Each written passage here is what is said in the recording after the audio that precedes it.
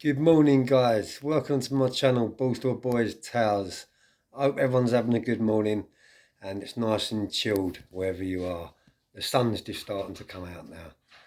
So, did you see the fight last night? Alexander Usyk and Anthony Joshua. I must praise Anthony Joshua because I know he lost the fight, but he gave it every single thing which he had in his toolbox. And, to go 12 rounds with the best pound for pound boxer in the world, not get knocked out and just get a loss and get a loss from the decision in the end. He must be very, very proud. He's proud of himself, Anthony Joshua. But yeah, what I'd like to see as a boxing fan, because I've been a boxing fan all of my life, what I'd like to see is AJ out fighting more. So, he's only having one fight a year, one fight every 10 months, one fight every 11 months. And it's called ring rust. So, yeah, although he's doing quite a lot in the gym, he's doing a lot of sparring and he's doing the right things in the gym, actually getting in the ring fighting is, I think, very, very important at the level which he's at the minute. Because, you get ring rust and let's get it right. When you've got so much on your shoulders, when you're carrying so much weight, not weight as in weight, but when I mean weight, I mean you're carrying the whole of the UK are expecting you to win the fight and egging you on. When you're carrying that into the ring, it's a lot of responsibility on your shoulders, and people don't realise how much responsibility that can play a massive part in winning the fight. Mind games. They say, when you walk through the ring, it's all physical. It is, but some of it is mental, mind games. And I'd just like to give AJ a big shout out because I think he done really well. Where's he going to go next? I'm not too sure, but I just heard Eddie Earns mention on his interview that he'd like to get AJ out fighting again November, December of this year. And maybe they should have done this like a few years ago, when he lost to Andy Ruiz. The second time, he had to wait 10, 11 months before he got back in the ring. He should have had a few fights in between that to get rid of the ring rust. But yeah, let's just hope he's not in a bad place, AJ, and he should be really, really proud of himself, to be honest with you, because, losing to someone like Alexander Usyk is nothing to be ashamed about. He's the best pound for pound boxer in the world, and he's undefeated. So now AJ's got 2 losses on his belt, and really, considering the amount of fights he's lost, it's an amazing record what he's got. And sometimes you need to get knocked down to get back up again. So that little loss could fire his belly back up again, could give him the hunger to want to come back even stronger next time. Because I know he wanted to be undefeated and an undisputed champion and take all the belts, but I'm a bit gutted that he didn't win the fight, because I know the next fight would have been Tyson Fury, and that would have been, both UK fighters on UK soil, and I'm a UK person, so, that's the fight that everyone wanted to see, to be honest with you. Let's go back a few fights ago with Andy Ruiz, never in a million years did I ever think that Andy Ruiz would beat AJ, because he was out of shape, he wasn't fit, and he was laughable. To look at him, you'd actually laugh at him. But this is just a prime example to say you cannot judge a book by its cover.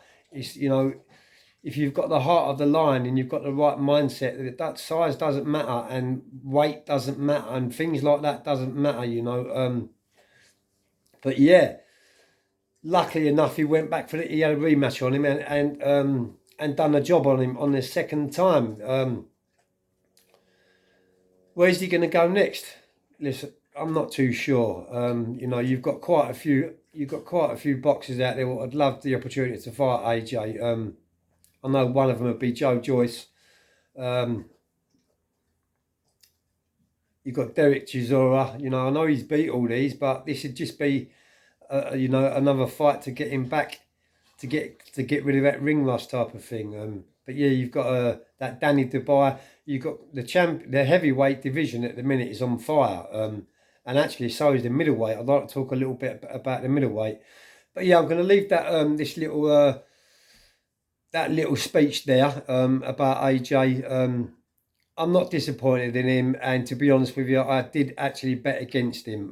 But I bet I thought he would have got knocked out in like round 7 or 8, or maybe even the longer rounds. But yeah, I did bet against him because in my heart I knew deep down inside that Alexander Usyk is on a different level. And why he's on a different level is because of this. Now, you know, AJ, let's get this straight. Alexander Usyk has had hundreds and hundreds of amateur boxing belts, and he's won most of them. So he's got a very, very good pedigree.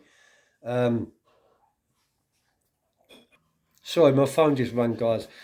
But yeah, you know, I'm not disappointed in AJ losing the fight because I knew he would lose the fight. AJ, to me, this is to me, not to no one else, and I'm not slating him off in any way. AJ to me is too robotic. He's come forward, he's going backward, he's going sideways, but he's got not his feet, his footwork is not the best.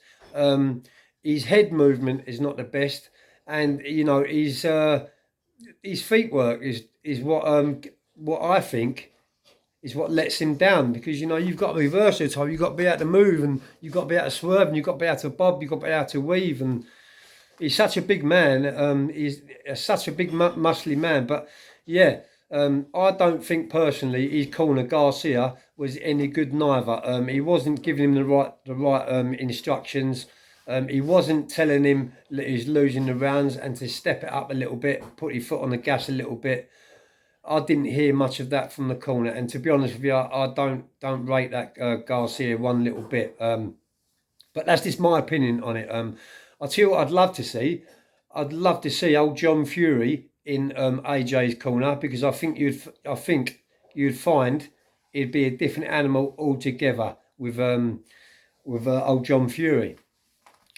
So that's my opinion on the fight, guys. I knew AJ would lose, and I think he'd done very, very well to go 12 rounds with the pound for pound best boxer in the world. So hat off to you, AJ, mate. Don't be too disappointed in yourself. Shake it off. Get back in that ring and get back get back to training and get back on course. Start fighting a little bit more. Take a few more fights on, you know, even if they're 50-50 fights. It doesn't really make no difference. Get rid of that ring rust and get back to old-fashioned boxing, you know. He's got a lot of weight on his shoulders. As I say, he's got the whole of the UK on his shoulders, and that's a lot of responsibility to take. So, you know, he needs to think more about himself, worry about more about himself, and, you know, get back in the ring and have a few more fights. But yeah, it was a great fight. It really was a great fight. I actually thought that AJ would out him in the later rounds, like 8, 9, 10, but yeah, I think you'll find that is when Alexander Usyk is at his best in the later rounds, and he does that on purpose. He makes people punch themselves out. He makes people think that they're winning the fight, and he gives them a false sense of security because he knows he's got a very good boxing IQ, and he knows that in later rounds like that opponent is going to be out of gas. They're going to be out of steam, and they would have punched themselves out. So, and that is when he really steps on the gas, Alexander, and gets rid of everyone. Do you know what I mean?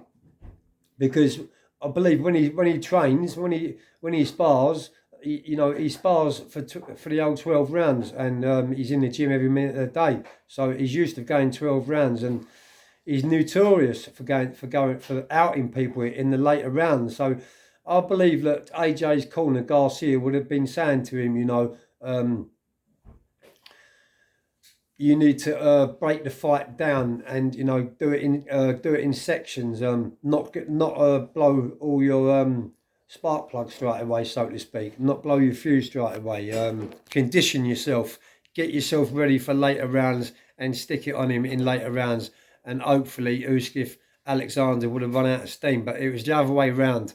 AJ wanted the belt, and he had so much responsibility on his mind that he wanted to go out there and he give it everything he had for the first few rounds, first 8, 9, 10. Well, he did for the whole fight, to be honest with you, but it just wasn't good enough. And yeah, Alexander was bobbing, weaving, dancing around him, and catching AJ on the counter. Do you know what I mean? As AJ was reaching in, he was stepping back and countering him with the right hand. So yeah, that's my thoughts on the fights, guys. The next fight I want to have a little talk to you about is someone which I look up to. He's a role model, someone that wears his heart on his sleeve, and is a great ambassador to the sport. He's a great ambassador to YouTube, and he's spun his life around, and he's doing so well, and he won his fight, and that's Danny Christie. I'd like to give a big shout out to Danny Christie. I did say a few weeks ago that I was going to try and get him on my podcast and do an interview with him, because I think it'd be an outstanding interview. But that was a fight and half. I mean, did you see that fight with Danny Christie? The bare knuckle boxing fight. It was on a different level, and they was both cut to shreds, both cut to ribbons, and it all boiled down to who had the most gas left in the tank, and Danny Christie had the most gas left in the tank and got rid of him. But yeah, big shout out to you, Danny, mate. You're doing very well. Considering, you know, Danny's never been on that type of stage. He's never had that type of limelight. Yeah, he's had a lot of good fights, Danny Christie, and he's won all the fights, but he's never had that type of limelight. He's never had that type of crowd. So you know, to go into a ring for the first time with the lights on and knowing that everyone's watching you is a responsibility in itself. And some people it can like frighten, and other people it can egg on. And luckily enough, Danny Christie took that on board and used that to get rid of his opponent. But yeah, it was a brilliant fight. So massive shout out to you, Danny, mate. And I hope your fighting career has only just picked up. I know he's 37, 38 years of age, but that's only a number. You know, I'm 54 years of age. Do I look it? It's only a number. And I believe that in your later years, like in your 30s and 40s, that's when your body matures. That's when you get to know yourself. That's when, you know, you can really start to work on yourself. When you're younger, you're just full of gas, you're full of steam.